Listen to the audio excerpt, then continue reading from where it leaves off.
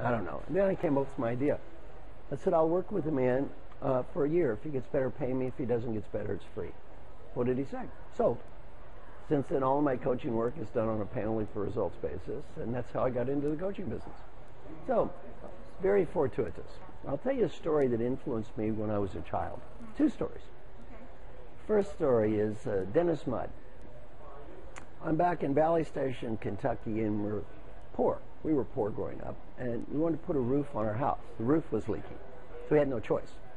Yet we didn't have much money. I was 14, so my father recruited me to help the roofer, whose name was Dennis Mudd. I didn't want to do this. I had an attitude problem, and putting on a roof is very, very hard work.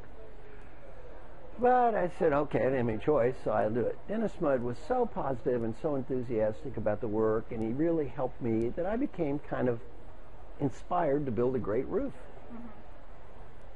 At the end of the job, Dennis Mudd, who was very poor, looked at my father, and his name was Bill, and he said, Bill, I want you to inspect this roof. If this roof is of high quality, pay me. If it is not, it's free. I looked at Dennis Mudd and I thought, Dennis Mudd is poor, but he is not cheap. Dennis Mudd has class. I want to be like Dennis Mudd when I grow up. And my whole only pay for results idea, I've always had that philosophy. I have never asked a client to pay me 1 cent that they didn't want to pay me. Where did I learn that? Dennis Mudd. Another experience as a child influenced my philosophy. We did something called the March of Dimes Bread Drive. This was a charity fundraising event. And the way it was supposed to work is you knock on a door and you give people a loaf of bread that's donated by the charity, the bakery, and then they, if they want to, donate money to the charity.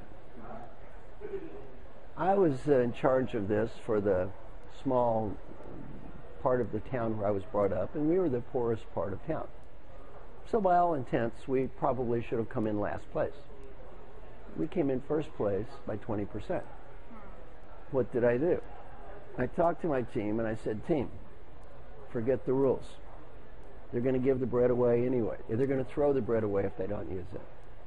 You knock on the door and you give people the bread.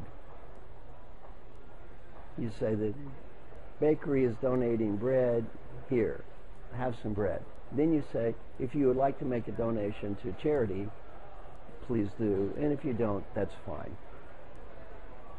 Well, you don't try to bribe people with a loaf of bread. So that sort of give people the bread philosophy, I believe that. Give the bread away.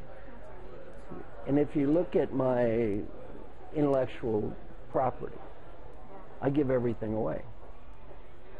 You can go to my website. You can copy, share, download, duplicate all my materials, use anything you want to, use any way you want to, use my coaching process. I don't care. You never had any run-ins with anyone trying to copy exactly the kind of claim it's theirs? I don't care. I give away everything on a Word file. You could copy any of my material. It's on a Word file and put your name on it. Yeah. Go ahead.